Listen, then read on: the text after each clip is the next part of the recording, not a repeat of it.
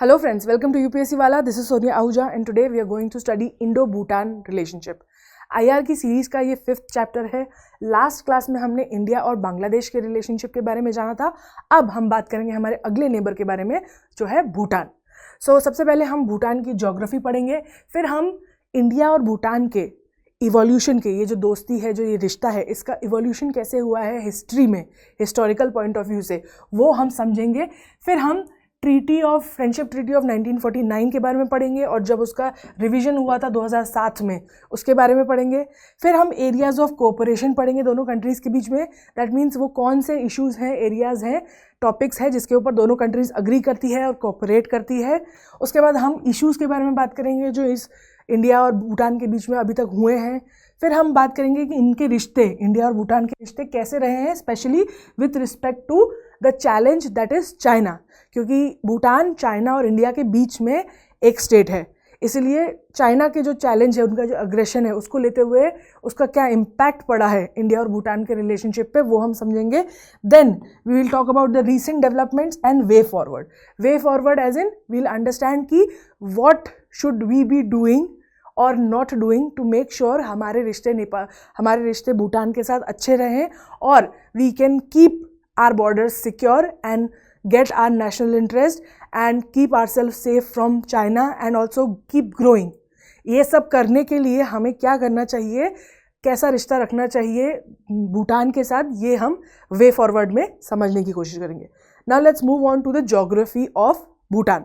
भूटान सबसे पहले एक लैंड लॉक कंट्री है. Now it is very important to understand whether the country has a coast line और not, simply because हमारा world जिस तरीके से बना हुआ है उसमें ज़्यादातर trade up till this point sea से होता आया है, राइट. सो अगर आप एक कंट्री हो और आपके पास कोस्टल लाइन नहीं है, आपके पास पोर्ट नहीं है, तो आप दुनिया से काफ़ी कटे हुए रहते हो. और इसका एक सॉल्यूशन है कि आपका किसी एक नेबर से बहुत अच्छा रिश्ता होना ज़रूरी है. स्पेशली अगर आप, वैसे तो जनरली भी होना चाहिए, पर स्पेशली अगर आप लैंडलॉक कंट्री हो, क्योंकि कुछ भी चीज़ अगर आपके देश में लानी है तो वो सी के थ्रू ही आएगी, पोर्ट के थ्रू ही आएगी. और क्योंकि आप लैंडलॉक हो, आपके पास पोर्ट नहीं है, तो आपको अपने पड़ोसी पर या जो भी नियरेस्ट कंट्री है जिसके पास पोर्ट है, उससे अच्छा रिश्ता बना के रखना पड़ेगा. सेकेंड ऑप्शन यूजुअली होता है कि या तो प्लेन से आप सामान ले आओगे, लेकिन उसके लिए भी आपको अपने पड़ोसियों की एयर स्पेस यूज़ करनी पड़ेगी. लैंड से तो ऑब्वियसली आपको अपने पड़ोसियों का लैंड यूज़ करना ही पड़ेगा उन चीज़ों के लिए जो लैंड से आती है, राइट. तो in all, being a landlocked country makes you much more dependent on your neighbours, है ना. अगर आप एक लैंडलॉक्ड कंट्री हैं तो आप अपने नेबर्स के ऊपर ज़्यादा डिपेंडेंट है. तो इसीलिए it is important to understand कि भूटान का जो पॉलिटिकल एजेंडा है या जो उनके पॉलिटिकल एक्शन है, वो इस बात से बहुत ज़्यादा अफेक्ट होते हैं कि वो एक लैंडलॉक्ड कंट्री है. इसलिए वो इंडिया और चाइना जो कि उसके नेबर्स हैं उस पर बहुत ज़्यादा डिपेंड करती है फॉर सिंपली एग्जिस्टिंग, है ना. तो ये ईस्टर्न एक्सट्रीम ऑफ हिमालय पर लोकेटेड है, लैंडलॉक कंट्री है. 477 किलोमीटर की उसकी बॉर्डर है चाइना के तिब्बत ऑटोनोमस रीजन के साथ में, और 659 किलोमीटर की उसकी बॉर्डर है इंडिया के साथ, जो कि अरुणाचल प्रदेश, आसाम, वेस्ट बंगाल और सिक्किम में एग्जिस्ट करती है. उसके अलावा टोटल 1139 किलोमीटर की बॉर्डर है भूटान की, और 38,394 किलोमीटर स्क्वायर का एरिया है. So it's a comparatively small country. उसके अलावा Bhutan is home to one of the highest peaks which has never been climbed, right. इसका नाम, अब इस चैप्टर में कई सारे ऐसे नाम आएंगे जिनको मैं अच्छे से प्रोनाउंस नहीं कर पाऊंगी, so I apologise in advance. So Gangkhar Puensum is one of the highest points in, मतलब एक पहाड़ है जिसको आज तक कोई भी क्लाइम नहीं कर पाया है. It is somewhere 24,840 feet. Mind you, Everest जिसको कई सारे लोगों ने क्लाइम किया है वो इससे ऊंचा है, लेकिन वहाँ का टेरेन, इस पर्टिकुलर पहाड़ का टेरेन इतना ख़राब है कि इसे आज तक कोई चढ़ नहीं पाया है. This tells us a lot about the country of Bhutan. Bhutan ना बहुत डिफरेंट कंट्री है। आप उसको कंपेयर करो नेपाल से, जो कि सिमिलर सिचुएशन में है, क्योंकि दोनों कंट्रीज लैंडलॉक्ड है, दोनों कंट्रीज पहाड़ी इलाके में है, दोनों के एक तरफ चाइना है, एक तरफ इंडिया है। लेकिन अगर आप इन दोनों कंट्रीज़ की पॉलिटिक्स को देखोगे ना, और कहाँ ये कंट्रीज मूव कर रही है, किस डायरेक्शन में, you'll see they are very different. Okay, for example mountaineering को लेकर Nepal has created a good it has become the attractive point for people to climb Mount Everest, but Bhutan is not doing. Bhutan में there are a lot of restrictions with respect to mountaineering. अगर पूरी दुनिया capitalism की तरफ जा रही है तो भूटान इज़ लाइक हम हैप्पीनेस की तरफ जा रहे हैं। सो you'll notice as you read about Bhutan more and more कि it's a very different country, and that's why India का रिलेशनशिप भूटान के साथ भी बहुत अलग रहा है as compare to India's relationship with से बांग्लादेश और पाकिस्तान और नेपाल और श्रीलंका। एक बहुत एग्जेम्पलरी मॉडल रहा है, मतलब कि हम जैसा हमारा रिश्ता भूटान के साथ है वैसा हम बाकी सारे देश के साथ भी रिश्ता बनाना चाहते हैं। इतना बढ़िया रहा है। एक तो दोनों कंट्रीज़ जो है ट्रस्ट इश्यूज़ नहीं है, दोनों कंट्रीज़ को एक दूसरे के ऊपर कंप्लीट ट्रस्ट है। जब से दोनों कंट्रीज़ इस्टेब्लिश हुई है तब से दोनों ने एक दूसरे की सॉवरेनिटी को एक्सेप्ट किया है और मेंटेन करके रखा है। उसके अलावा उनकी history, through out the history दोनों कंट्रीज़ ने मेंटेन रखी है अपनी रिलेशनशिप, और हारमोनियस पार्टनरशिप रही है। ठीक है, मतलब दोनों एक दूसरे को सपोर्ट करते हैं और कभी कोई वॉर नहीं हुआ है। Now let's talk about the country itself की कंट्री कहाँ से बनी, right? We all know about the history of India, right? How we were a colony of Britain, then we became independent, right? So now let's understand ki where does Bhutan come from. So Bhutan, originally known as the state of Monyul, carries the traditional name Drukyul. I know I am butchering the names, but I can't pronounce these names perfectly. The word Drukyul means the land of thunderous dragons. Okay, so India's historical ties with Bhutan trace back to 747 AD, when the Indian Buddhist monk Padmasambhava introduced Ningpa sect of Buddhism in Bhutan. Okay, again, my pronunciation of these names is very bad. I am sorry about this. In modern times, Bhutan experienced Anglo-Bhutan conflict and became part of British Empire. So, हमारा रिश्ता भूटान से तब से है जब India के एक monk ने भूटान में बुद्धिज़्म इंट्रोड्यूस करा था 747 AD में, और उसके बाद एंग्लो भूटान वॉर हुआ था, उनके बीच में कॉन्फ्लिक्ट्स थे, और उसके बाद Bhutan also became part of British India. And then in 1910, which is almost 37 years before India got independence, there was a treaty of Punakha between British India and Bhutan, जिसमें भूटान को सॉवर्निटी दी गई थी, उनके भूटानीज रॉयल गवर्नमेंट को stipend दिया गया था, और ये बोला गया था कि ब्रिटिश इंडिया ने बेसिकली भूटान को बोला यू आर फ्री, बट आपका फॉरेन अफेयर्स हमें संभालने दो। Okay, that's the kind of deal happened between British India and Bhutan. So this is why Bhutan became independent way before India became independent. Okay, after the independence of India in 1947, Prime Minister Jawaharlal Nehru visited Bhutan, और वो वहाँ पे जाके king Jigme Dorji Wangchuk से मिले, and that's how India का relationship start हुआ भूटान के साथ। उस वक्त Bhutan used to prefer India over China because of what happened in Tibet. Tibet एक इंडिपेंडेंट स्टेट हुआ करता था, and you know it was the state bordering Bhutan. तो जब तिब्बत के ऊपर चाइना ने अपना हक जमाया तो भूटान को एक फियर हुआ कि maybe they will try their hand on us also. So that's why Bhutan tried to create good relationship with India. उसके बाद 1949 में ये treaty of friendship cover sign हुई थी। उसमें बेसिकली बात ये हुई थी कि है ना, दोनों देश के बीच में पीस बना रहेगा, दोस्ती बनी रहेगी, ट्रेड होता रहेगा, बिकॉज मैंने पता है ना, लैंडलॉक कंट्री को एक अच्छा ट्रेडिंग पार्टनर बॉर्डर वाला चाहिए जिसके पास कोस्टल लाइन हो, ताकि चीज़ें उनके लैंड तक पहुंच सके। सो इस टाइप की ये ट्रीटी थी। उसमें आर्टिकल 2 में इंडिया ने रिकॉग्नाइज किया था भूटान की सोवर्निटी को और उसके इंडिपेंडेंट को। ठीक है, एक तरीके से जो डर था भूटान का उसको कवर करने के लिए इंडिया ने इस ट्रीटी साइन कर दी कि हाँ, वी एक्सेप्ट कि Bhutan is a sovereign state and it's a good state, we are friends with them and we are going to be maintain peace, we are going to do trade with them and we are going to respect their freedom. उसके बाद जो diplomatic relationship है between Bhutan and India, they were established in January 1968.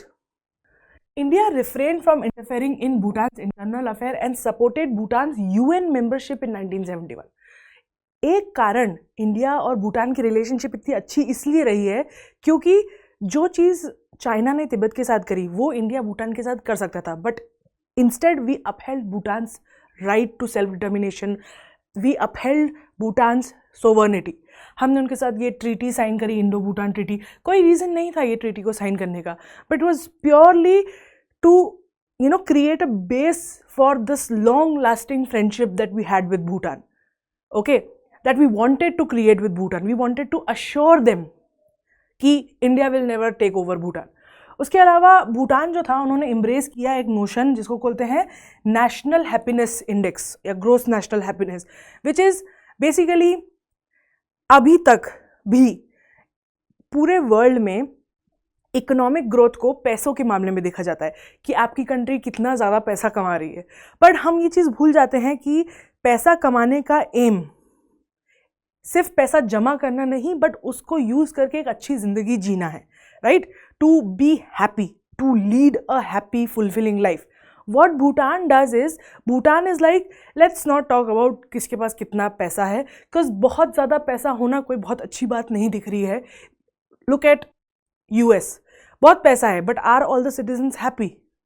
No. So instead what Bhutan did was, Bhutan was like हम बात करेंगे सिर्फ happiness index में कि क्या लोग एक अच्छी ज़िंदगी जी रहे हैं, और Bhutan will do whatever to make sure people have a good life. ये जैसे मैंने बताया ना, सब लोग इधर जा रहे हैं तो भूटान दूसरी डायरेक्शन में जाता है, okay. It placed a strong emphasis on hydro power development in collaboration with India, क्योंकि वो चाहते थे कि उनके पॉपुलेशन को अच्छी ज़िंदगी मिले, हैप्पी लाइफ मिले, तो उन्होंने शुरू से ही उन चीज़ों में इन्वेस्ट करना चालू करा जिससे कि सस्टेनेबल डेवलपमेंट हो सके, ग्रोथ हो सके।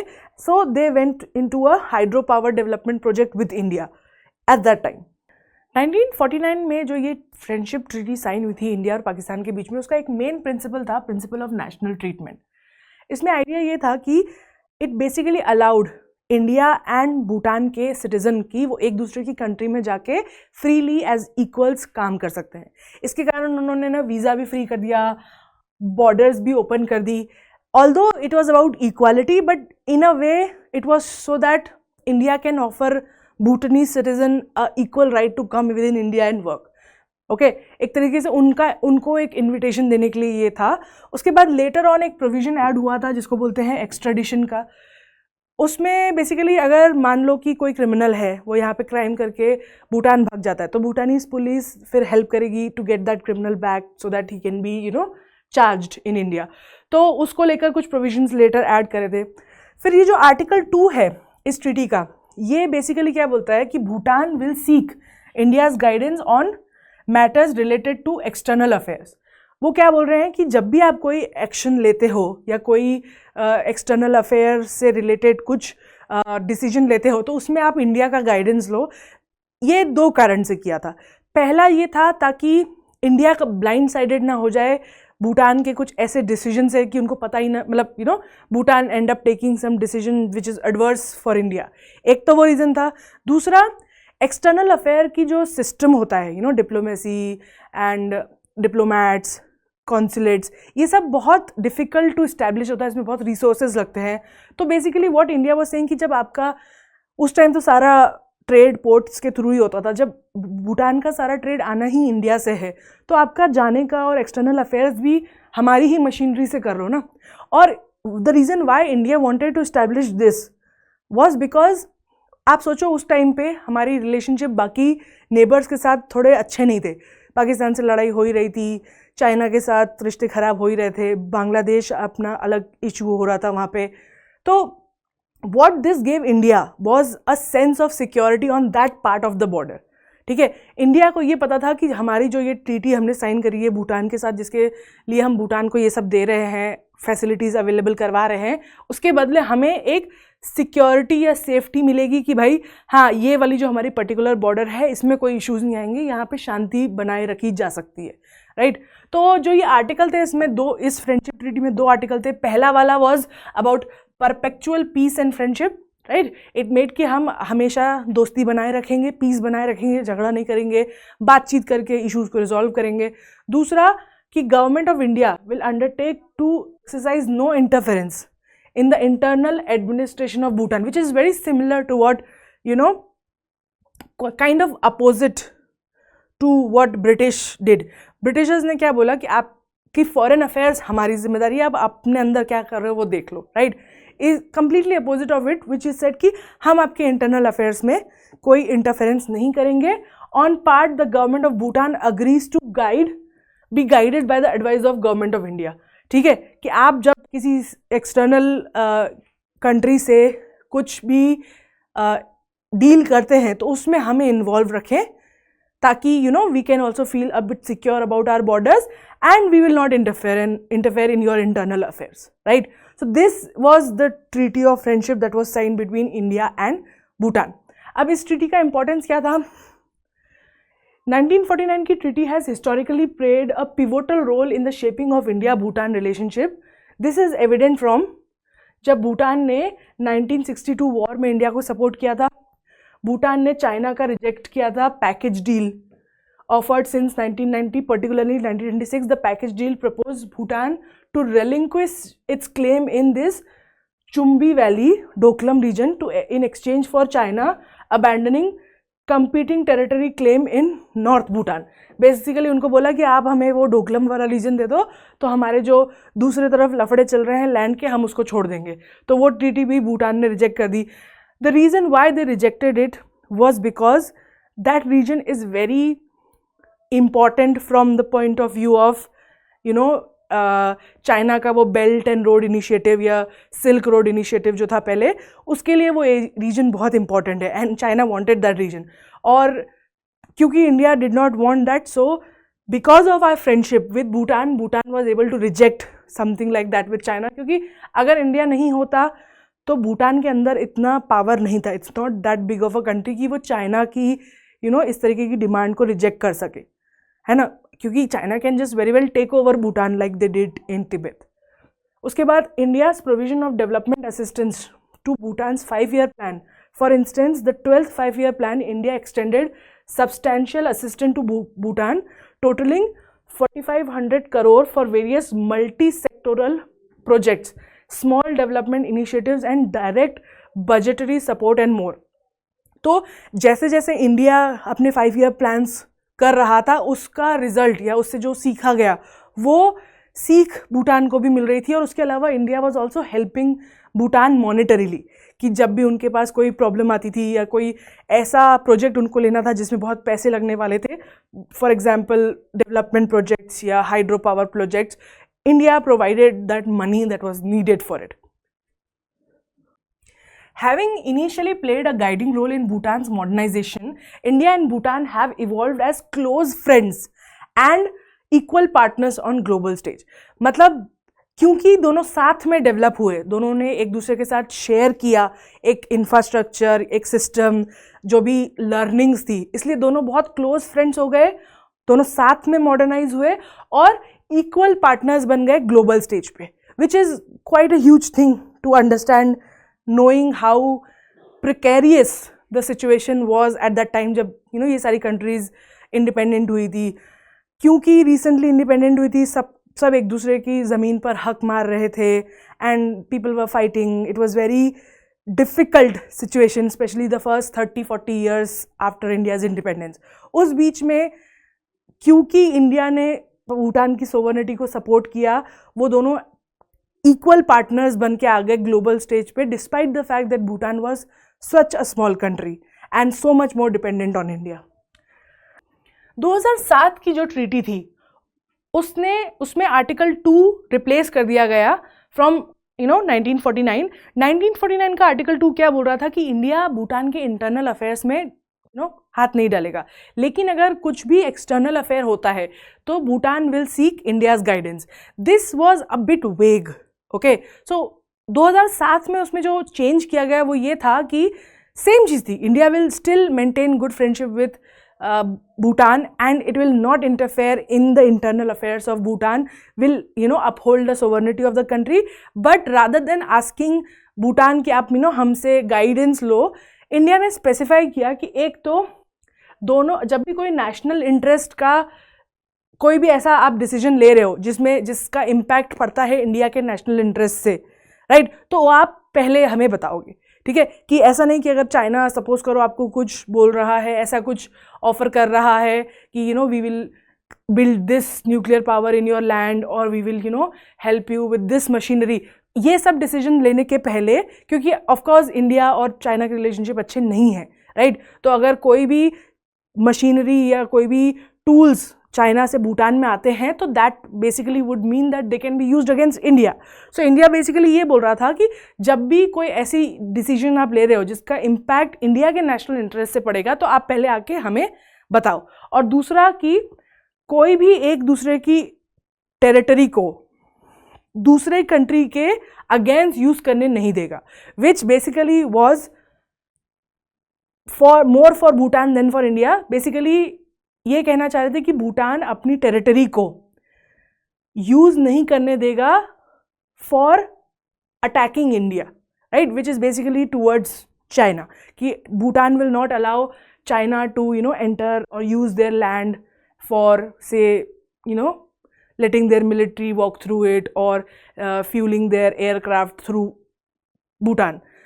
अपनी टेरिटरी का इस्तेमाल नहीं करने देगा अटैक करने के लिए किसे, इंडिया को. सो दिस बेसिकली जो दोनों मेन डिफरेंस है 2007 और 1949 के आर्टिकल 2 में, वो ये है कि थोड़ा सा स्पेसिफिक कर दिया गया है कि भाई पहले हम हिंट दे रहे थे और अब हम स्पेसिफिकली बोल रहे हैं, do not let China use your territory against us, very specifically. And also क्योंकि ये स्पेसिफाई किया हुआ है, इसमें ये भी क्योंकि हम उनसे अगर एक्सपेक्ट करें तो हमने ऑब्वियसली ऐसा साइन तो नहीं होता ना कि आप चाइना को यूज़ नहीं कर दोगे. बोला बस ये गया है इन सिंपल शब्दों कि अपनी टेरिटरी को एक दूसरे के अगेंस्ट यूज़ करने नहीं देंगे.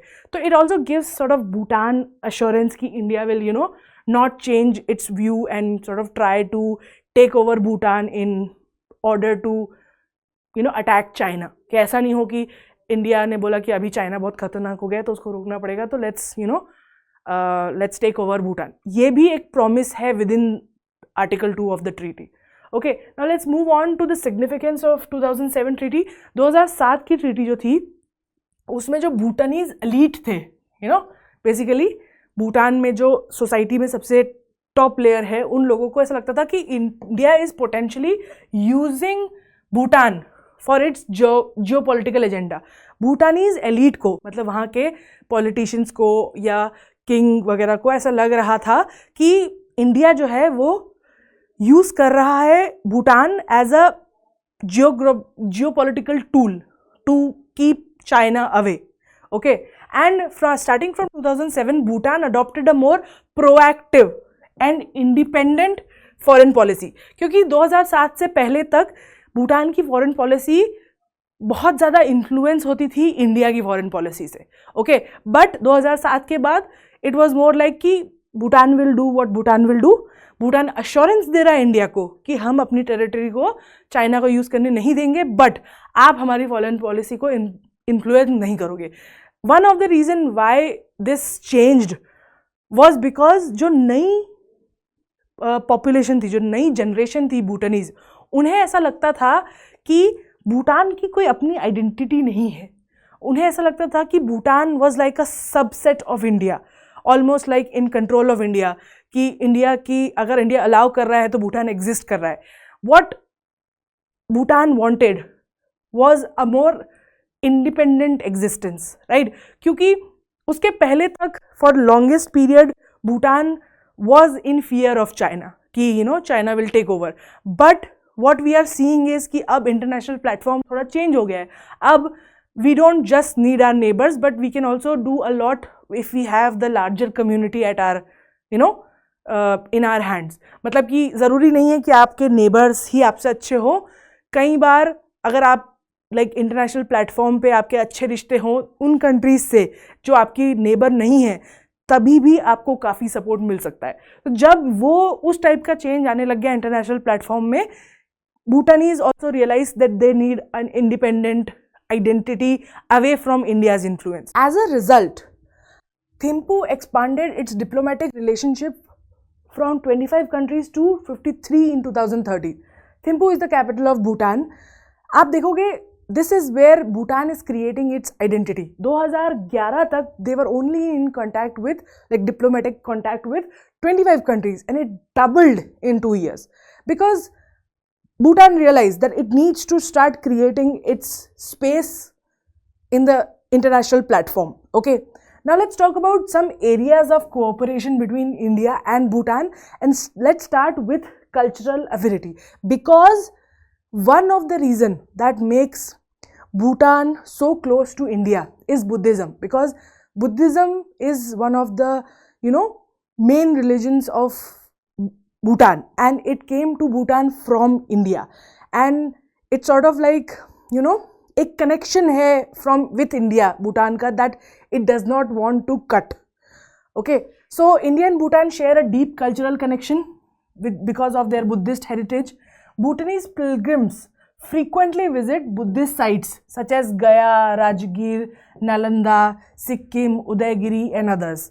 His Holiness J. Kempo, sorry again, bad pronunciation, the head monk of Bhutan, visited Rajgir in November 2018 as part of the 50th anniversary celebration of diplomatic relationship between India and Bhutan. They are celebrating 50th anniversary, जैसे हमने बांग्लादेश के साथ देखा था कि how we were celebrating 1971. So वैसे ही we are also constantly celebrating our relationship with Bhutan.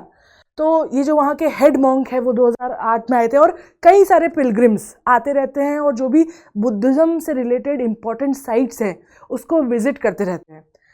He presided over the groundbreaking ceremony for Bhutanese Lakhang Temple and the World Peace Prayer in Rajgir, Bihar. ठीक है, तो उन्होंने basically एक temple वहाँ पे establish किया और they did this world peace prayer, ताकि दुनिया में शांति हो, वॉर ना हो उसके लिए. And there's this statue, okay, it's called the Zarung statue, currently displayed at the Simtoka Zong in Bhutan, was lent by the Asiatic Society of Kolkata. So Kolkata की Asiatic society ने ये स्टैचू बना के भूटान को दिया है. And who is this person? He is a revered 16th century Buddhist monk who was the founder of modern Bhutan. Okay, so you can see that they have a constant exchange with, especially in terms of they respect Buddhism and Buddhist monks, and in India also shares a huge Buddhist population. उसके अलावा जून 2021 में एक 3.3 feet tall statue of Buddha on lotus pose was commissioned by the Indian Council of Cultural Relations, and it was given to the royal government of Bhutan. This statue was consecrated and enshrined at, I cannot pronounce this name, on June 20th, 2021, coinciding with the Guru Padma Bhava's birth anniversary. Who is Guru Padma Bhava? He is the same person who brought Buddhism to Bhutan from India. Now let's talk about commerce and trade. You have to understand one thing. Relationship countries का, especially Asia में, cultural connectivity is very common. ठीक है, we have cultural connectivity with Bangladesh because Bengali population. We have connectivity with Pakistan because Punjab, right? We also have a lot of connectivity, especially culturally, with say Nepal or Sri Lanka, right? Because we have this common landscape, common people, common culture, right? हमारा बंधा हुआ है कहीं ना कहीं. But that's not enough to have good relationship, क्योंकि अगर if that was enough we would have a good relationship with Pakistan, but we don't. So what matters the most is commerce and trade, especially in the modern economy. आज के समय में कोई किसी का सगा नहीं है, even on the basis of religion. मतलब आप देख लो, नॉर्थ, अगर आप मिडिल ईस्ट में देखने की कोशिश करो, because for whatever reason there are countries who, मतलब अरेबिक कंट्रीज जो इजराइल के साथ भी रिलेशनशिप बनाने के लिए तैयार है, despite whatever their history is been, right? तो clearly that's not enough. And हमारे रिश्ते भले पाकिस्तान के साथ या चाइना के साथ कैसे भी हों, कैसे भी हो जाए, बट ट्रेड को लेकर we are very strict, simply because हमारी इकोनॉमी आज और नेशनल इंटरेस्ट आज के टाइम में बहुत डिपेंड करता है ट्रेड पे. सो नाउ लेट्स अंडरस्टैंड कि भूटान और इंडिया का ट्रेड और कॉमर्स का रिलेशनशिप कैसा है. So you will see on this pie chart 1998 से 2007 के बीच में this is how much grants India has given, and you can see how much it has been increased in later years between 2008 and 2018. So clearly we are increasing the amount of money we spend in Bhutan, right? India's contribution to Bhutan's socio-economic development began in 1961 जब India ने भूटान के first 5-year plan और second 5-year plan को पूरी तरीके से finance किया था. Okay, India is Bhutan's largest development partner and highest recipient of India's overseas aid. सबसे ज़्यादा एड जो है हमारी वहीं जाती है.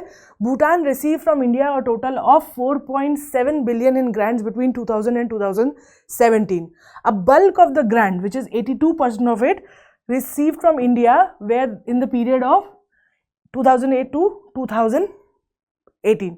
इन 10 सालों के बीच में 82% ऑफ द टोटल ग्रांट जो इंडिया ने भूटान को दी है वो इस ड्यूरेशन में रिसीव हुई थी. India has consistently maintain its position as Bhutan primary trading partner. Bhutan is a landlock country और एक लैंडलॉक कंट्री को ज़रूरी है ऐसी एक कंट्री से अच्छी दोस्ती रखना जिसके पास पोर्ट हो, क्योंकि सारा ट्रेड वहीं से जाता है. सो इंडिया भूटान का प्राइमरी ट्रेडिंग पार्टनर है both in terms of imports and exports. Trade between India and Bhutan has nearly tripled since 2014. हमने लास्ट टू लास्ट क्लास में कुछ क्वेश्चंस पढ़े थे और उसमें एक क्वेश्चन आया था जिसमें हमने ट्रेड की बात, क्वेश्चन में पूछा गया था 3 स्टेटमेंट थे, एक श्रीलंका को लेकर, एक भूटान को लेकर, एक बांग्लादेश को लेकर और एक शायद श्रीलंका को लेकर, और पूछा गया था which statement is correct. Okay, and all of it was about our relationship with our neighbors. So then this piece of information becomes important because इस type की information के ऊपर सवाल आ सकते हैं.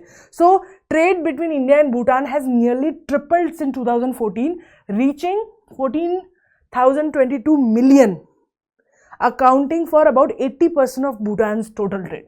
भूटान का 80% ट्रेड इंडिया से होता है. The trade relationship is governed by 2007 India Bhutan friendship treaty. हमने देखा था कि 1949 की जो ट्रीटी थी उसके आर्टिकल 2 में चेंज आया था, पर आर्टिकल 1 वॉज सेम. और आर्टिकल 1 में ट्रेड रिलेशनशिप इंडिया और भूटान के बहुत अच्छे से इस्टेब्लिश थे, तो वो कंटिन्यू किया गया टिल 2016. 2016 में फिर एक नया अग्रीमेंट साइन हुआ about trade, commerce and transit, जिसमें कि India basically gives Bhutan a free ride in terms of using India's land as duty free transit of goods. किसी भी कंट्री से भूटान के लिए अगर कोई चीज़ आती है तो वो थ्रू इंडिया जा सकती है बिना किसी ड्यूटी के, राइट. तो that's what something which basically means that जो भूटान का मेन प्रॉब्लम है, which is being a landlock country and being on one side you have China and being dependent on China is very risky. So from Bhutan's point of view you can see why this deal is so important, because आप किसी से भी trade कर सकते हो और you have this free passage to the world, है ना. So India's top export to Bhutan includes items such as petrol and diesel, passenger car, rice, wood, charcoal, cell phone, etc. Meanwhile, India's primary import from Bhutan is electricity, ferrosilicon, cement and agricultural product, right. So ये चीज़ें जो है हम वहाँ पे देते हैं. तो आप देखोगे electricity, because it has a lot of rivers, so we can get a lot of hydropower and there are a lot of hydropower plants there. वहाँ से हम easily अपने नॉर्थ ईस्ट में electricity भेज सकते हैं. plus we get cement and agricultural product. meanwhile हम जो चीज़ें send कर रहे हैं उसमें आप देखोगे modern चीज़ें हैं, cars, electronics, phones and so on.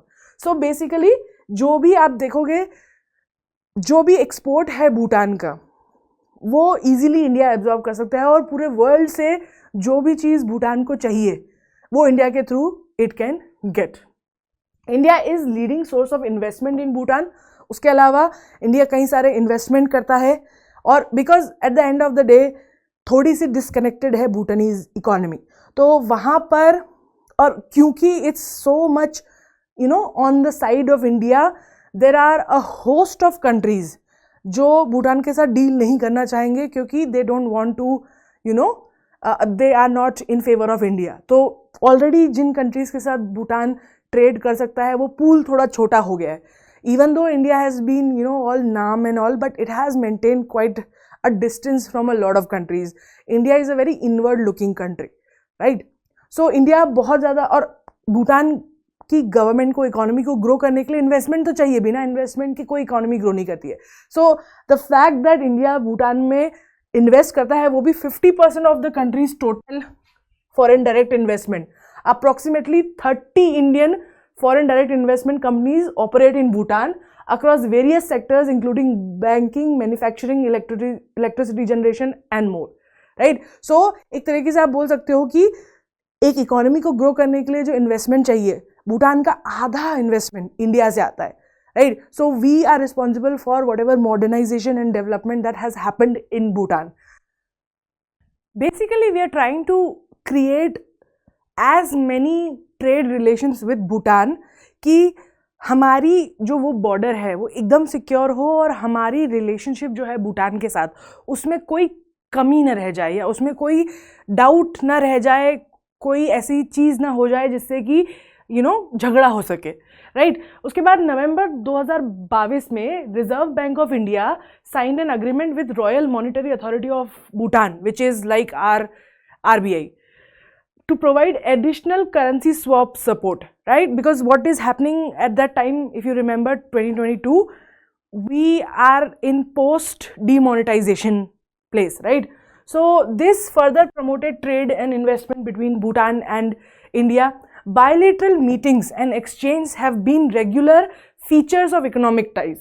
Okay, जब दो countries एक दूसरे के साथ continuously in sync रहती है, especially with respect to credit, grants, loan, currency swap, that means it's like they are so intertwined with each other, the economies, that one economy is completely dependent on the other, or has become like an extension. जैसे EU में होता है ना, EU की कई सारी जो countries है वो आपस में बहुत intertwined है, they use same currency like euro, है ना? So including commerce secretary level meetings in initiatives to strengthen Bhutan's startup ecosystem with India's collaboration. Means अगर इंडिया किसी चीज़ में आगे बढ़ रहा है तो it always gives sort of like a push to Bhutan also कि अगर हमारे यहाँ स्टार्टअप कल्चर हो रहा है तो उनके यहाँ होना चाहिए, अगर हमारे यहाँ नई टेक्नोलॉजी आ रही है so they should also get the technology. Even जब भी we send a satellite, it also affects them because we also help them with that, right? All their television and radio signals and all of that. So not just military but also trade, currency, grants. You can almost think of it like this. Bhutan is like a extension of India in sense कि it's an independent state, but it almost enjoys the same status as any other state in India. Developmental cooperation. Basically India और भूटान का relationship with respect to socio economic development बिल्कुल ऐसा है जैसे कि किसी भी इंडियन स्टेट का है. Indian government tries to give Bhutan support in terms of initiating, okay, कि अगर हमारे यहाँ SHG ग्रुप्स सक्सेसफुल हुए तो we'll have projects with Bhutan also so that they can also follow it. या हमारे कोई एजुकेशन या हेल्थ को रिलेटेड कोई प्रोग्राम अच्छा चल रहा है, so we will also consider trying to get Bhutan to have the same level of development. Okay, so India has played a significant role in Bhutan's socio-economic development, aligning to the country's priorities and needs. Basically depending on whatever, her cheese copy नहीं होती है जैसा India में होता है. It depends on Bhutan क्या करना चाहता है. अगर भूटान में भी वो प्रॉब्लम्स है जो इंडिया में है और वो भी उसको सॉल्व करना चाहता है, then India provides the structure because it has worked on it in its in our country. Development assistance जो होता है ना वो कोऑर्डिनेट किया जाता है एनुअल प्लान टॉक्स में. हर साल बेसिकली मीटिंग होती है, उसमें डिसाइड किया जाता है कि what are the things needed, किस किस मोडालिटी पे बात करनी है, किस इश्यूज पर, कंपोनेंट्स पर बात करना है, जॉइंटली दोनों मिलके डिसाइड करते हैं. फॉर एग्जाम्पल जो 12 ईयर प्लान था, इंडिया ने उसमें 4500 करोड़ रुपीज़ दिए थे भूटान को for project in tied assistance and high impact community development.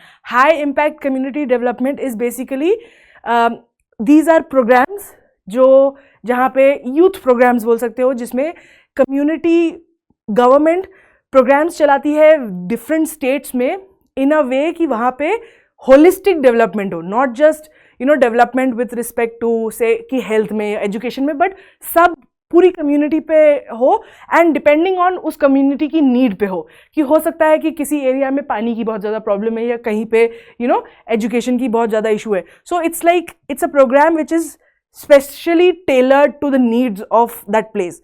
सो उसे हम हाई इम्पैक्ट डेवलपमेंट प्रोजेक्ट बोलते हैं. एंड इंडिया जो है इस वक्त 82 टाइड असिस्टेंट और 524 high impact community development project जो है वो क्या बोलते हैं इम्प्लीमेंट कर रही है under the 12th 5-year plan. उसके अलावा India's focus on assistance covers areas including agriculture.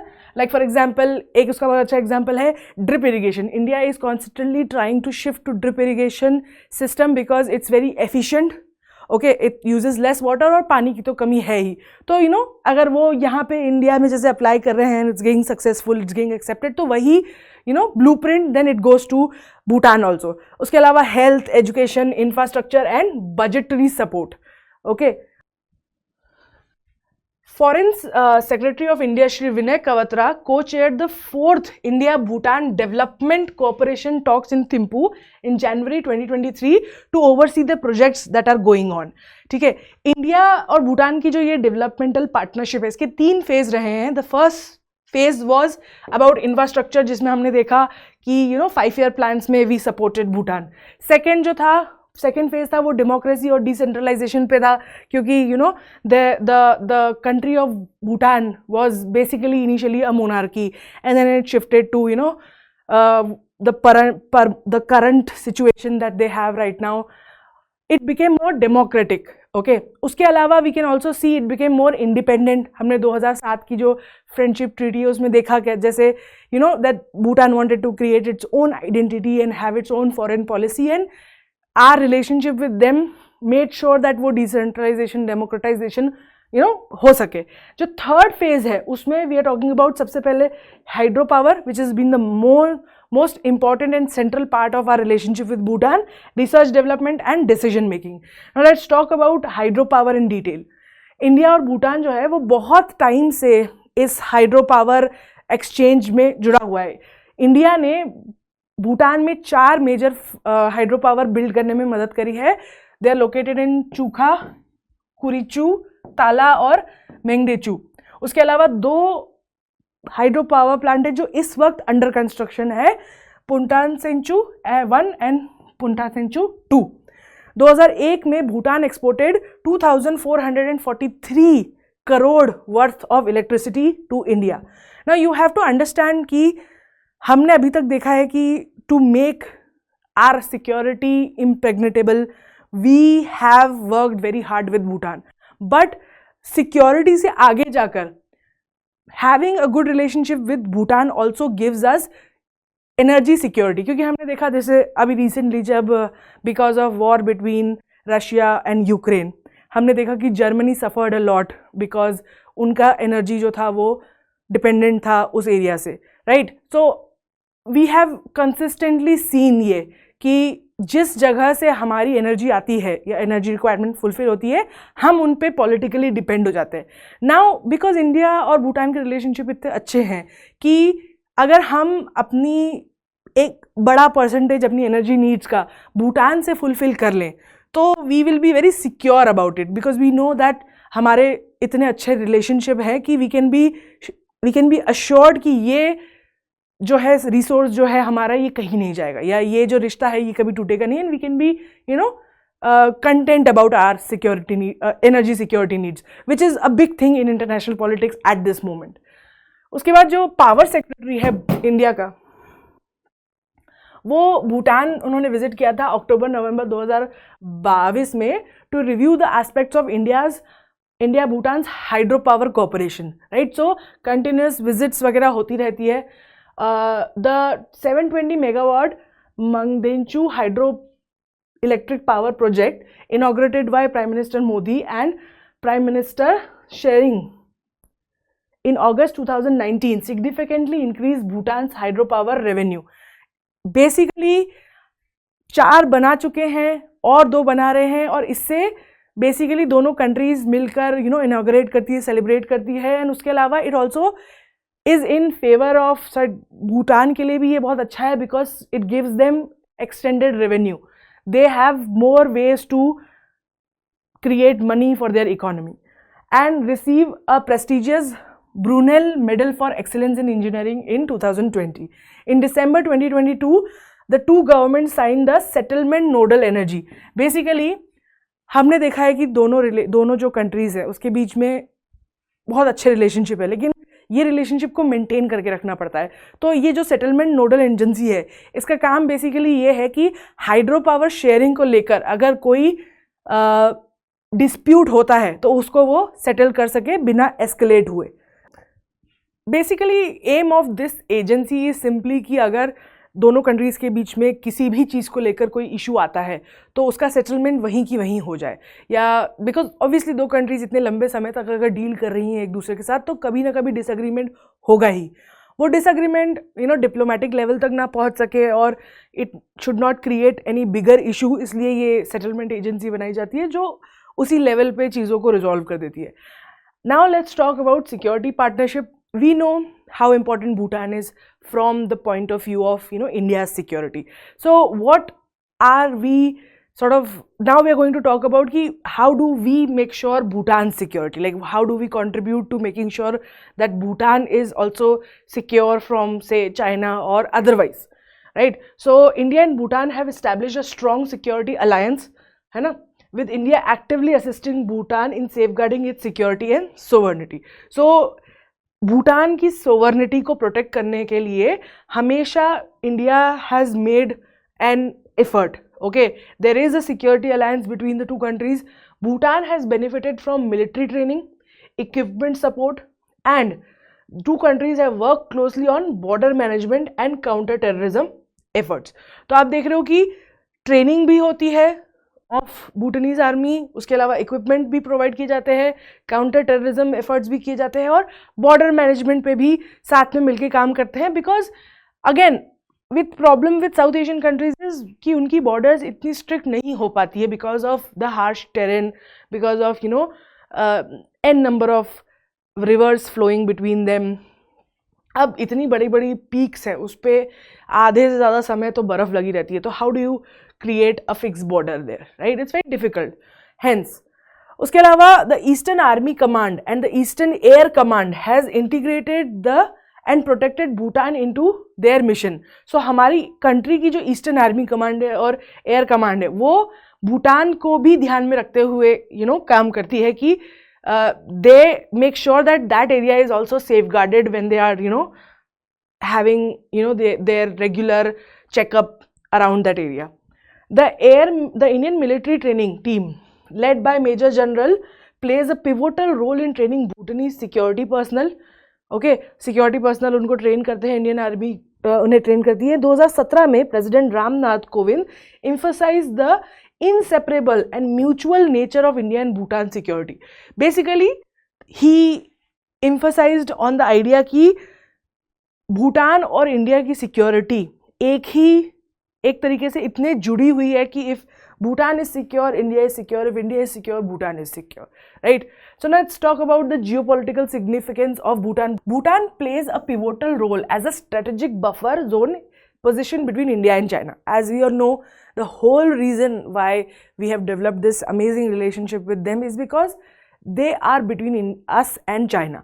And uske alawa Bhutan has also helped us with fighting a lot of organization, militant groups like ULFA and National Democratic Front of Bodoland. These are organizations that work to fight for self-determination of the land they think should be independent. And हमने देखा था जब हम बांग्लादेश के बारे में बात कर रहे थे कि उल्फा जो है वो कई सारी सक्सेसफुल फाइनेंशियल एक्टिविटीज़ करती है बांग्लादेश में, और then that money is used to infiltrate in the country. अब इससे क्या होता है, this is a grievance we have from Bangladesh कि भाई आपके यहाँ काम करके ये ऑर्गेनाइजेशन पैसे कमाती है और फिर then they come to within the borders of India and creates issue, where as Bhutan works with us in cooperation to help eradicate these groups such example, for example ऐसा एक जो process है या जो operation है उसका नाम है operation all clear.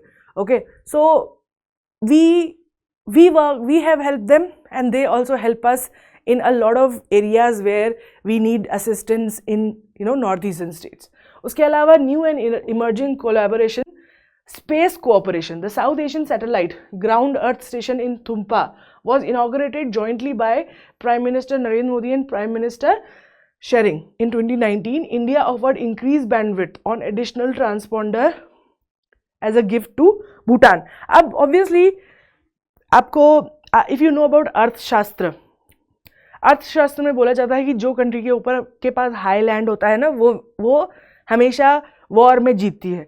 Although we don't do that kind of war these days, but having that height, having that mountain is a big help in a lot of new technology. For example, space exploration. तो थिम्पू में they have inaugurated this satellite station, ground earth station, and उसके बदले दोनों prime ministers ने मिल के उसको inaugurate करा और उसके बदले इंडिया ने उनको जो increased bandwidth दी है, because Bhutan also uses Indian satellites, right? So as a gift for letting us work there, they have, so basically it's a good exchange between the two countries on that. So this is one more avenue जहाँ पे भूटान और India एक साथ मिलके काम कर सकते हैं और दोनों का फायदा होता है, right? Capacity building opportunities for Bhutanese engineers were extended at the UR Rao Satellite Center.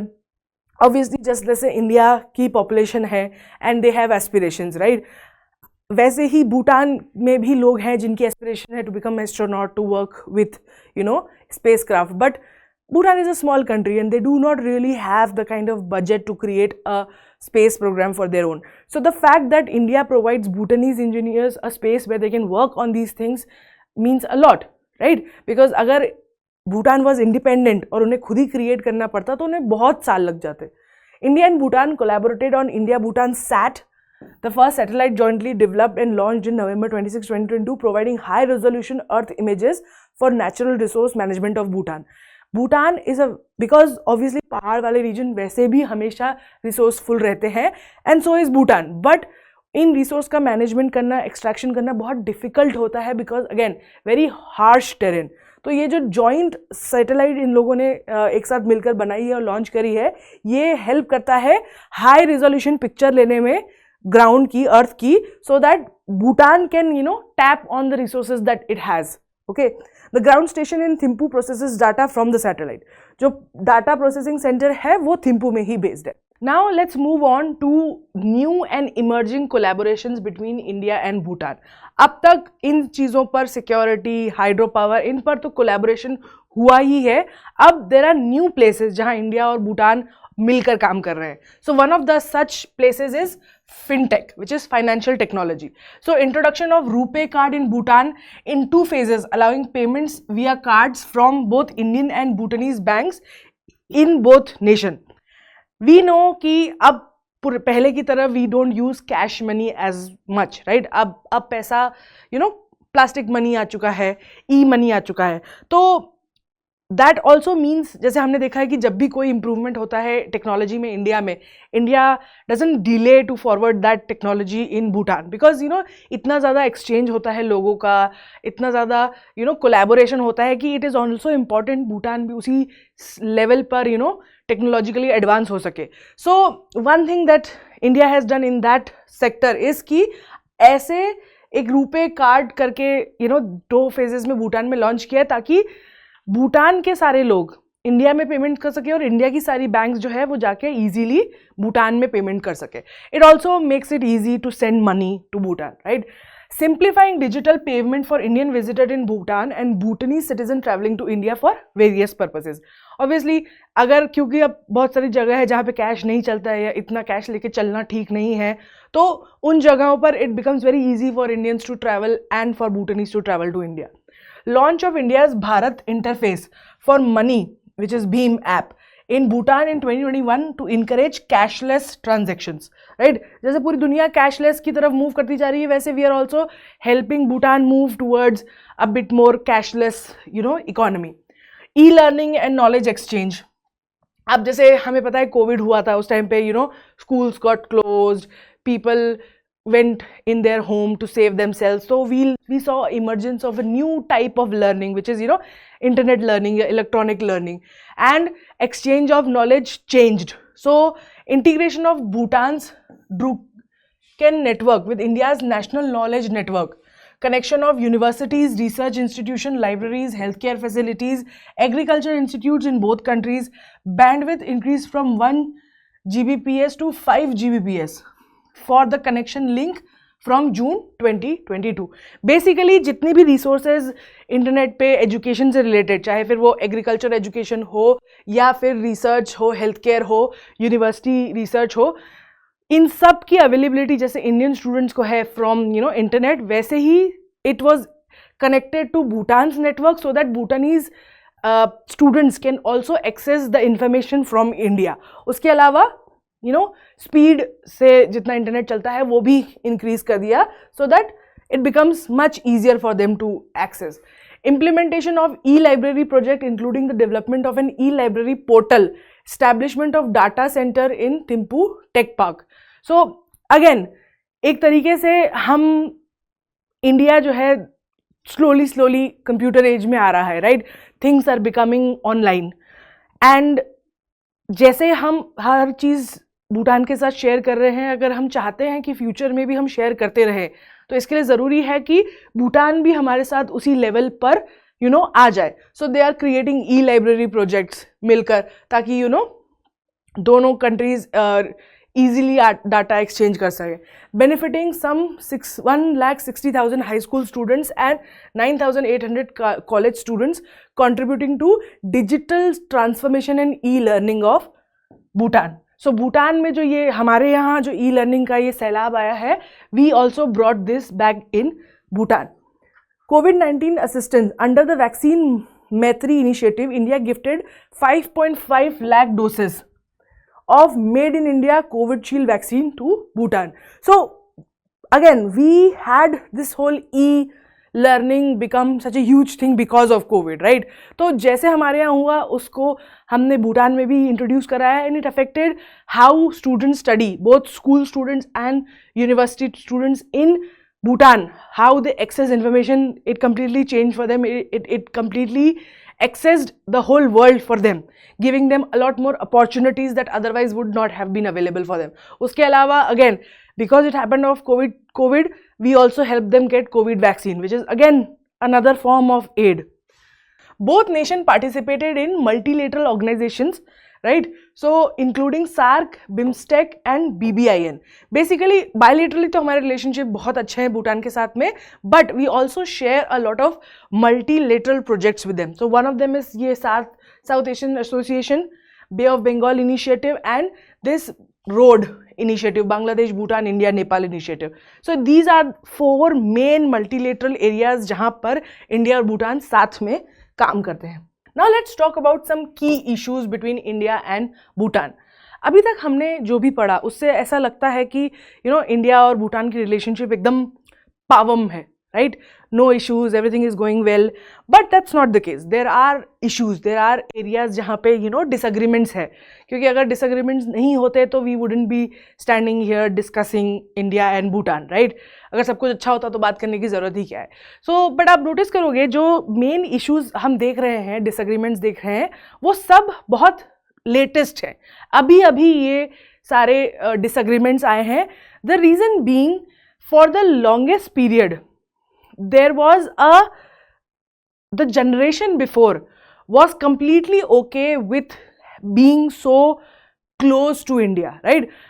But जो ये नई generation है भूटान की, they want a different identity. They want to move away from India simply because they have been in shadows of India always, and they want to create their own identity, which again happens with all countries. Her country की नई generation कोशिश करती है अपने आप को पुरानी generation की ideology से दूर करने के लिए. So you will see that now there are a lot more disagreement about how dependent Bhutan is on India, and you'll notice it is quite dependent, right? So सबसे पहला concern है economic development के ऊपर. Bhutan relies heavily on India's aid. ठीक है। India की add पे उनकी इकोनॉमी बहुत ज़्यादा डिपेंडेंट है। इंडिया का economic support from India plays a crucial role in Bhutan's development. अभी तक भूटान में जितना भी डेवलपमेंट हुआ है उस सब कुछ ज़्यादातर इंडिया के एड से ही हुआ है। However, the significant aid from India has raised concern in Bhutanese economy over reliance on its neighbor. अब लोगों को लगने लगा है कि बहुत ज़्यादा नहीं हम उन पे डिपेंडेंट है, मतलब कल को अगर वो हमें छोड़ दें, right? Because you have to understand, even though we have been friends for so long, internal politics with in India is also changing, है ना। जैसे हमने देखा था कि भाई हमारा रिश्ता बांग्लादेश के पास से डिपेंड करता है बांग्लादेश में कौन सी पॉलिटिकल पार्टी है, तो वैसे ही our relationship with other countries also depends on हमारे internal politics कैसी है, and it's not like Bhutanese people don't see कि what is happening in New India, right? So they also are worried कि हम बहुत ज़्यादा reliant हैं हमारे neighbor के ऊपर, और उनकी politics में अगर कोई change आता है तो उसका direct effect हम पे पड़ता है। And also you have to understand कि इंडिया और भूटान ने अपने डेवलपमेंट के दो बहुत अलग अलग पाथ चूज किए हैं, राइट? इंडिया जहां इकोनॉमिक डेवलपमेंट की तरफ जा रहा है, wants to become permanent member of security council, wants to become rich. Bhutan is taking a very different part. So of course the friendship has been great up till this point, but जब दो लोग जिंदगी के दूसरे part में जाते हैं तो उनके इसमें डिसएग्रीमेंट्स होते ही हैं। So as of July 2017 Bhutan's debt to India related to 3 major ongoing project, Mangdenchu and Puntangchu. I'm really sorry about the pronunciation. तो ये 3 जो है दे हाइड्रो पावर प्रोजेक्ट्स हैं, and I am really bad at pronouncing them. I tried, I really did. Okay, before the lecture I went through all of these names on phone and listened to it again and again, but for the love of me I cannot. Okay, so there are 3 major projects that are going on, और इन तीनों को मिला के कुछ 12,300 करोड़ रुपए लगे हुए हैं।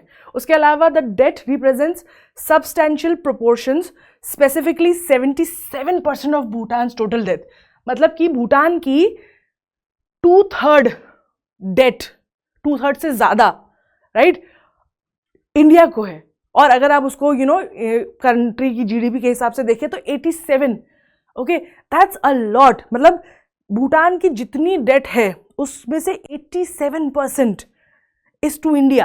That's a lot of. Imagine आप अगर काम कर रहे हो, आप अगर किसी पर अपने पूरे महीने के खर्चे के लिए, सपोज करो आपको पूरे महीने में खर्चे 10,000 खर्चा होता है, मान लो अगर उसमें से 8,000 रुपये किसी एक इंसान से आप डेट ले रहे हो, तो you will feel indebted to that person, right? You will feel कि what if tomorrow he doesn't want to help, right? You'll feel a little insecure, which is exactly what is happening with Bhutan. The Bhutanese parliament has shown reservation towards BBIN. BBIN agreement basically hai, they want to create a road that goes through all these 4 states, Bhutan, Bangladesh, India and Nepal. 2 main reasons India want that is because it will create, it will create easy access for India in the northeast. अगर India को अपना north east area को connect करना है तो easy हो जाएगा। दूसरा, ट्रेड ईजी हो जाएगा, चीप हो जाएगा trade, okay, and it will also sort of integrate these 4 economies together, creating a better buffer towards China's aggression. However, Bhutan really does not want to become part of this. उनकी जो national assembly है, lower house, उन्होंने तो accept कर लिया, but उनकी जो ये नेशनल काउंसिल है which is the upper house completely rejected this proposal, and they said कि because Bhutan wants to become more ecologically sustainable and they want to work towards ecological preservation. और जब BBIN बन जाएगा ना, तो it will allow a lot of motor vehicles from India, Nepal and Bangladesh to enter Bhutan, and Bhutan feels that that's a lot of carbon footprint on them. They are taking, जैसे मैंने बताया ना, भूटान बहुत एक अलग direction ले रहा है as compared to India and it doesn't want to compromise there. तो इसके कारण इंडिया और भूटान के रिलेशनशिप में थोड़ा सा सेटबैक आया है। इंडिया का रिस्पॉन्स ये है कि इंडिया ने बेसिकली बोला है कि okay, we see not as a rejection but as a setback, okay, that means they are hoping कि आफ्टर नेगोशिएशन कुछ ना कुछ तो इसका सॉल्यूशन निकल ही आएगा। दे विल रियलाइज कि उनमें उनका भी बेनिफिट है एंड सो ऑन। उसके अलावा इंडिया ने एक्सप्रेस किया है कि वो इसके लिए डायलॉग मेंटेन करके रखेंगे, मतलब बातचीत जारी रहे and will come to a solution which is agreeable for both parties. उसके अलावा करंट स्टेटस BBIN एग्रीमेंट का ये है कि भूटान की असेंबली में इसके ऊपर रीवैल्यूएशन हो रहा है and of course they are trying to come to a solution जहाँ पे दोनों कंट्रीज अग्री कर जाएं, जहाँ भूटान भी अपनी जो उनका एम है टूवर्ड्स इकोलॉजिकल प्रिजर्वेशन वो भी हो पाए और BBIN भी कंप्लीट हो पाए।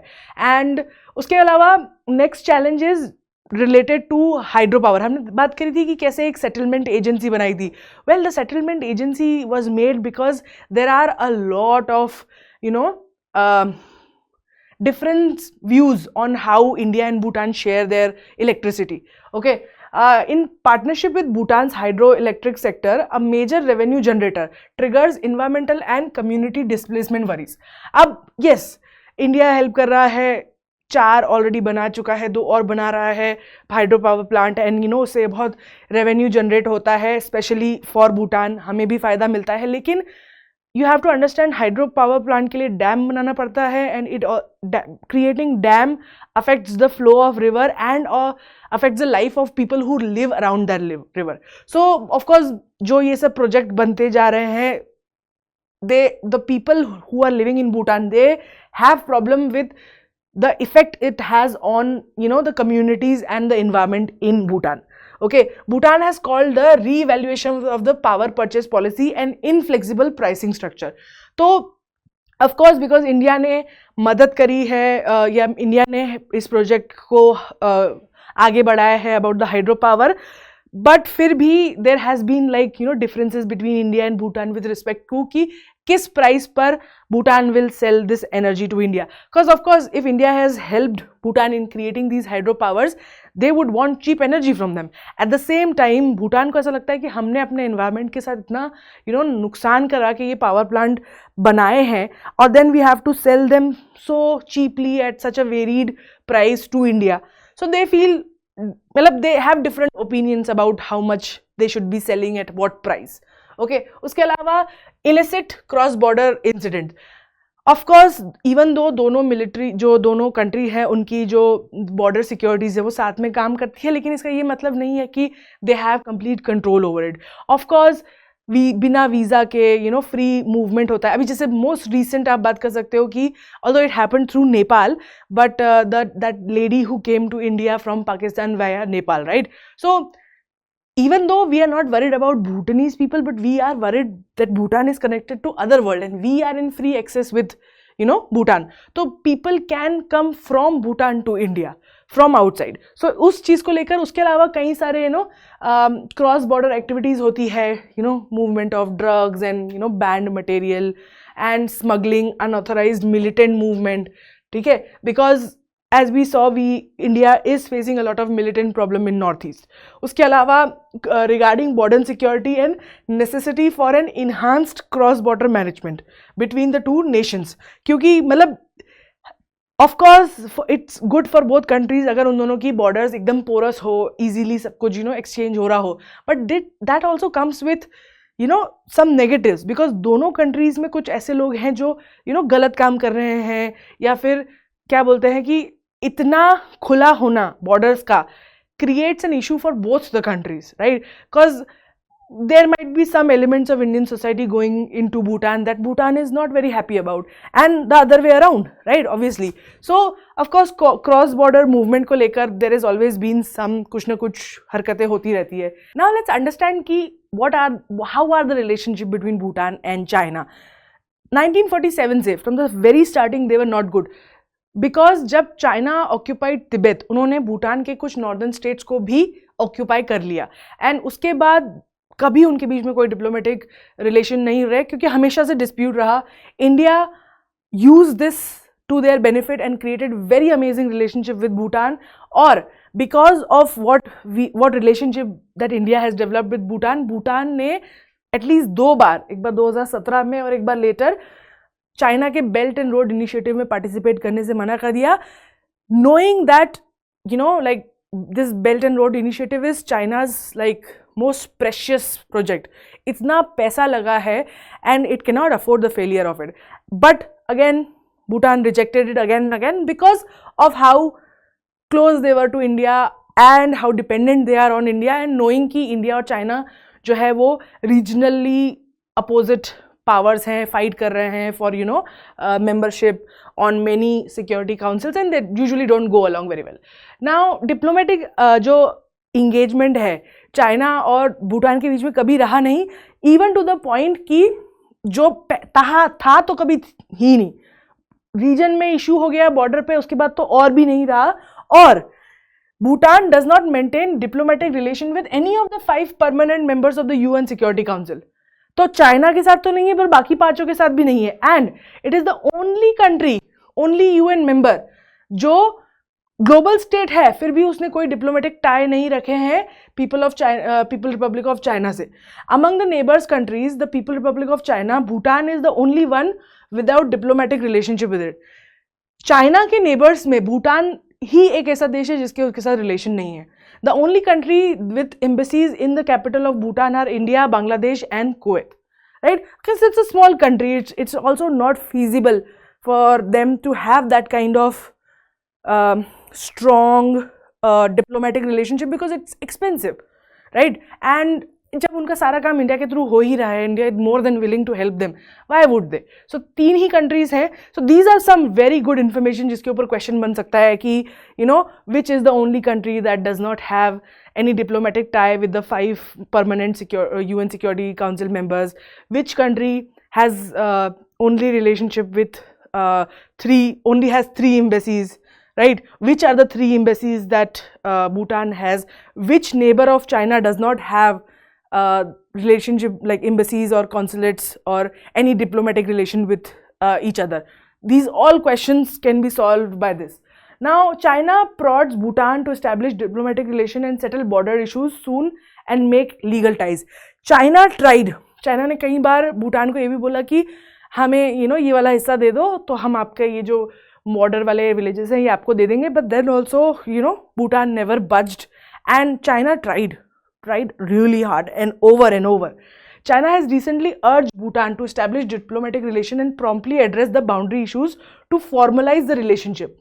Of course, the only way China can influence Bhutan is if they have relationship, right? अगर उनके कोई communication ही नहीं है, कोई diplomatic relation ही नहीं है, तो then that land is like completely under India's influence. So China has on multiple occasion, used this कि अरे border issues को बात करते हैं, बैठते हैं, समझते हैं ना.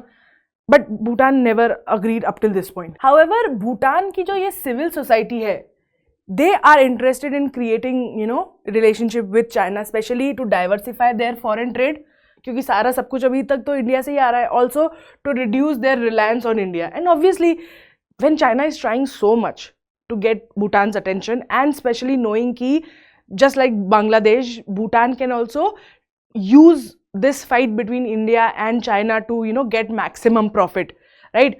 तो और इसलिए वहाँ की सिविल सोसाइटी तो अग्री करती है कि हमें करना चाहिए, हमारा रिलायंस भी कम होगा. उसके अलावा भूटान ने for the longest period have resisted Chinese trade offers. However China की economy is very big and the pressure is mounting. उसके अलावा चाइना ने कई सारे कल्चरल और रिलीजियस आउटरीच करे हैं, because basically China is also aware कि जब तक भूटान के साथ फॉर्मल रिलेशनशिप नहीं बनेंगे तब तक जो इन्फ्लुएंस है इंडिया का भूटान के ऊपर वो कभी कम नहीं होगा. तो इसलिए उन्होंने जैसे for example tallest Buddha statue बनाया था 2015 में, और भूटान की टेलीकॉम सेक्टर में इन्वेस्ट करने की कोशिश करी थी. ऑनगोइंग जो बॉर्डर डिस्प्यूट है उसको लेकर चाइना जो है कंटिन्यूसली इनकर्शंस करता है भूटान की बॉर्डर में, और उसके कारण क्या होता है, भूटान फील्स थ्रेटन. सो एक तरीके से ये भी है कि क्योंकि भूटान के कोई अच्छे या डिप्लोमेटिक रिलेशनशिप ही नहीं है, कोई कम्युनिकेशन ही नहीं है चाइना के साथ में, it becomes very difficult to solve the border issues. और जब तक बॉर्डर इश्यूज़ होते रहेंगे तब तक ऑफकोर्स अगर आपकी कंट्री कॉन्स्टेंटली एक फ्रंट पे लड़ रही है, हमेशा कुछ ना कुछ डिस्प्यूट्स हो रहे हैं, it creates instability. And of course the Bhutanese population also wants to get over with it, be done with it. They also want a secure border just like India wants a secure border, right? So now let's talk about the Doklam standoff. This was where our years of good relationship with Bhutan came into play. क्योंकि हमारी relationship इतनी अच्छी थी, Bhutan actually let us know when China started slowly, entering into a region that was, on the border of India and Bhutan. So now let's talk about Doklam में हुआ क्या था. So Doklam standoff occurred during the summer of 2017. जब it revolved around the border dispute between Bhutan and China, and it happened at the Tri Junction, basically जहाँ पे Sikkim, China और भूटान मिलते हैं उस जगह पर. So this tri junction area, यहाँ पर मेन एरिया था, डिस्प्यूट था. China initiated an effort to extend a road into the contested territory. Of course China being China was like, हाँ ये तो मेरा ही रोड है, let's the best way to create squatters right बोलते हैं ना जिसको, कि हाँ देखो हमने तो यहाँ पे रोड बना दिया है तो हमारा एरिया है. This is exactly what China did. So both Bhutan and India, they viewed this action as violation of their respective territorial sovereignty. Bhutan और India दोनों ने मिलकर they stood against China. अब इस point पे देखो, अगर Bhutan independent hota, they could have never stood a chance against China, right? The standoff originated date back to June 2017 when the Chinese forces commenced the construction of road in the Doklam Plateau, a region that both Bhutan and China claim as their own. Given India's security alliance with Bhutan, Indian troops were deployed to halt the road construction and leading to a tense standoff between India and Chinese forces. Obviously, ये जो area था Doklam का, this was contested between Bhutan and China. और अगर इस वक्त India और Bhutan की alliance नहीं होती, security alliance, so then Bhutan would have never been able to stop China. But क्योंकि Indian forces were sent off to that place and they had a fight there in that area because they went to stop China from making that road. So this is the map of the area where Doklam standoff happened. Now this is Chumbi Valley. Okay, this is the area of Tibet that comes under China. This is Bhutan. Okay, and this is the Sikkim region of India. Okay, let me change the color so you can see better. Now this area is where all three of them meet. Okay, problem why China wants to get into this region, एक तो दोनों के बीच में it's sort of disputed.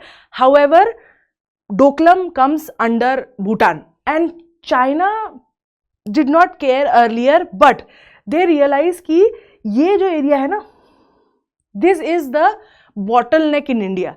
Right, we जब हम लोग बांग्लादेश के बारे में पढ़ रहे थे तो वी सॉ ना दैट रीजन जहाँ से main India connects to north east India, right, that place is right here. Okay, and this is a very significant region for India to protect, क्योंकि यहीं से हमारा सारा ट्रांसपोर्ट जाता है.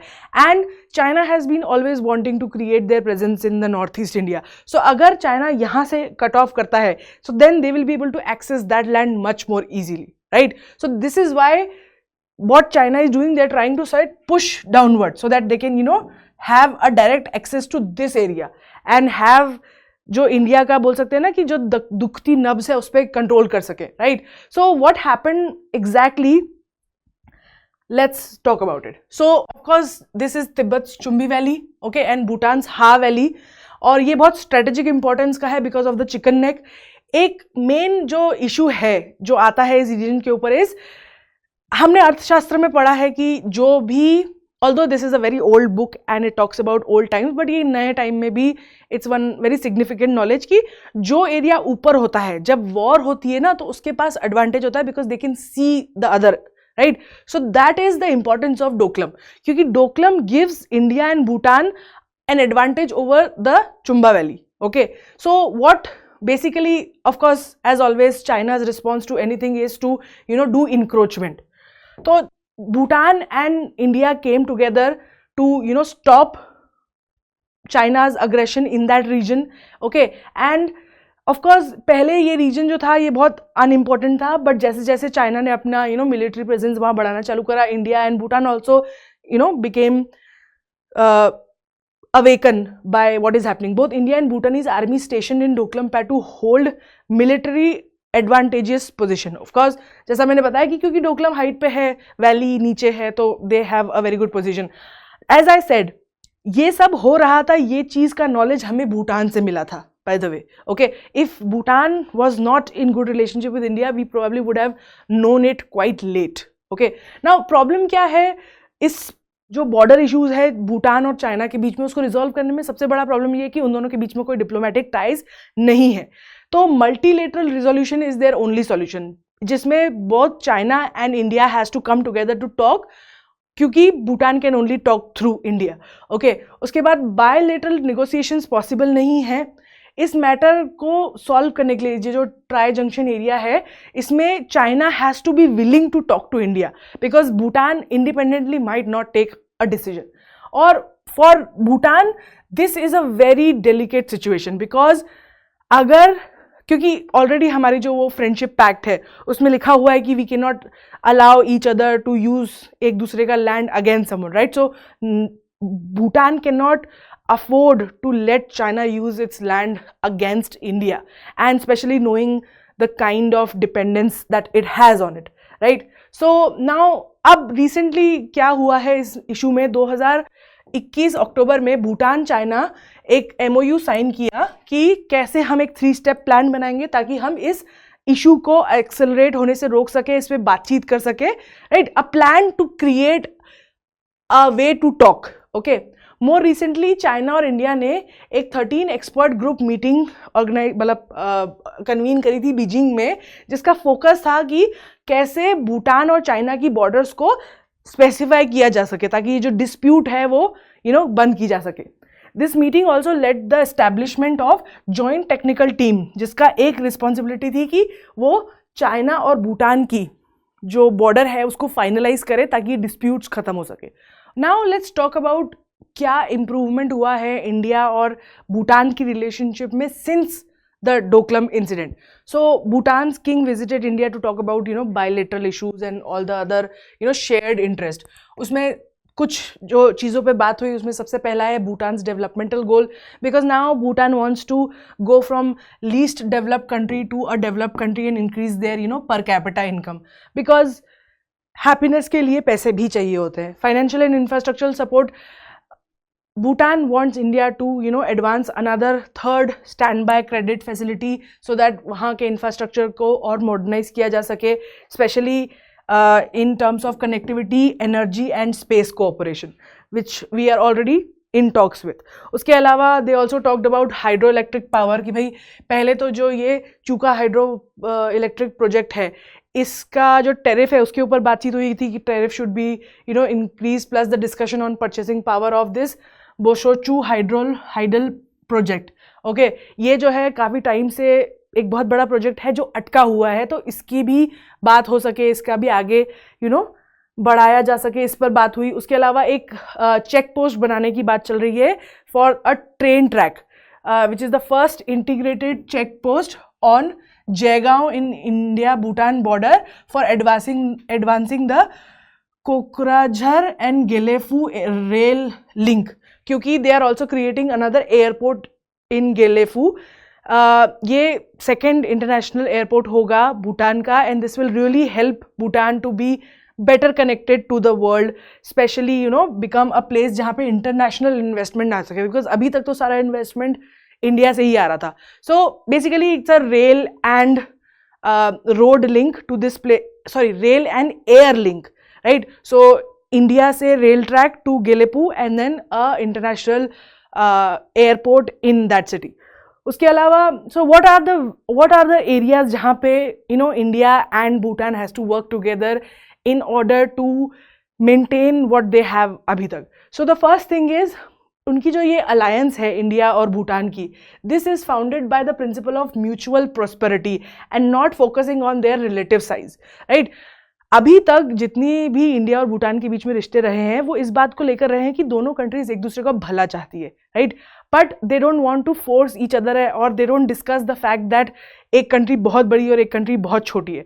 So they want to maintain the fact that we want good for our neighbour. उसके अलावा central to their relationship is the practice of considering each other's interests before taking action.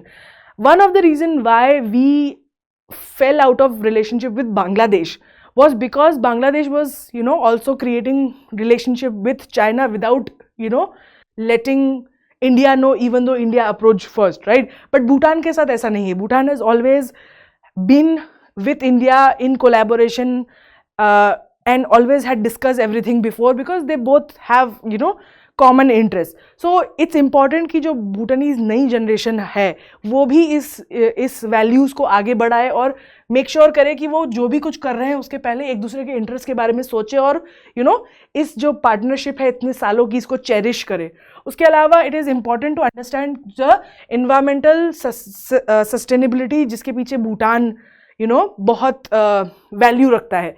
India might not value environment sustainability as much as Bhutan, and agar we want to have good relationship with them, then we also need to respect that and also accept it. Kyunki aisa nahi hai ki we want to become prosper, but at the same time we need to protect the earth, because you can become the biggest economy, okay, on this planet, but if there is no planet, then there is no economy, right? So hame because Bhutan to is already going towards this, India should also pursue it. And finally, बहुत सारे natural resources हैं भूटान और India के पास उस region में, right? And both the countries should work together in such a way कि future generation के लिए वो इन रिसोर्सेज को सेव कर पाएँ, बिकॉज हम देखते जा रहे हैं कि इस होड़ में सारी कंट्रीज जो एक दूसरे से compete करती जा रही है to become the biggest economy, to earn the most, to have the most power. In all of this we are forgetting the main reason we live, right?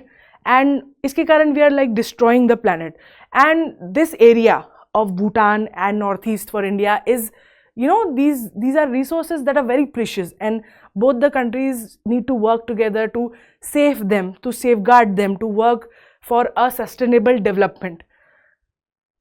So for this to happen, these two countries needs to maintain this delicate relationship that they have maintained for longest year, especially with respect to prioritizing environmental sustainability and resource conservation. So Bhutan has expressed on multiple occasions that it wants to, but at the same time there is a need for economic development. तो hydro power भी ज़रूरी है, but environment को save करना भी ज़रूरी है. तो दोनों कंट्रीज़ अगर साथ में एक दूसरे के इंटरेस्ट के लिए काम करें और अपना ये जो ऑब्जेक्टिव है, शेयर्ड ऑब्जेक्टिव, उसको मेंटेन करके रखें, so they can both create a very important section of environment that we can pass on to the next generation, right? उसके लिए also ज़रूरी है कि इंडिया, भूटान और चाइना तीनों मिलकर एक easy border solution बनाए, because अगर उस region में लड़ाई चलती रहेगी तो फिर कंजर्वेशन की बात नहीं आ पाएगी. तो टेंशन को कम किया जाए, बॉर्डर्स को फिक्स किया जाए, उसके लिए तीनों नेशंस को टेबल पे आना पड़ेगा बात करने के लिए. Addressing the concern related to hydro power project both in terms of what we are जो equitable terms है जो डिस्कस की गई है भूटान के साथ में कि how much Bhutan we should be paying Bhutan, and also with respect to how these construction of these power plants are affecting the environment of Bhutan. उन दोनों पर बात करते हुए we should come both nations should come to a related solution for the hydropower energy. And then Prime Minister Modi has given this Bharat Bhutan made for each other. This should be the base at which India, this should be like a directive principle of how India and Bhutan's relationship to continue. जो respect इतने सालों से maintain की गई है, जो trust maintain किया गया है, उसको कंटिन्यू रखना चाहिए without sacrificing the needs of each other. And this mutual bilateral and multilateral conversation will help not only strengthen the relationship but also create a good friendship with Bhutan enough that in future if China ever is to take drastic actions, we have a border friend almost, like. Okay, so thank you so much for listening. I hope this class was interesting for you. If you have any question regarding this lecture or about Bhutan and India, please feel free to write in the comments and I will try to answer them in the next class. And again, I want to apologize for all the mispronunciation in this class. I would try to do better next time, but for now these words are very tough to pronounce. Again, I'm sorry if this made it difficult for you to study. Please look up for the pronunciation of these words on internet. Thank you so much. Have a nice day. Take care. Bye.